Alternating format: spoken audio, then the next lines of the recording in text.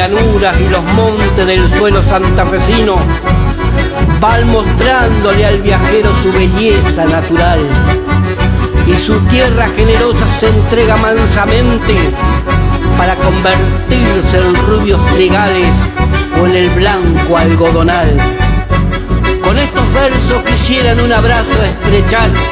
a toda la paisanada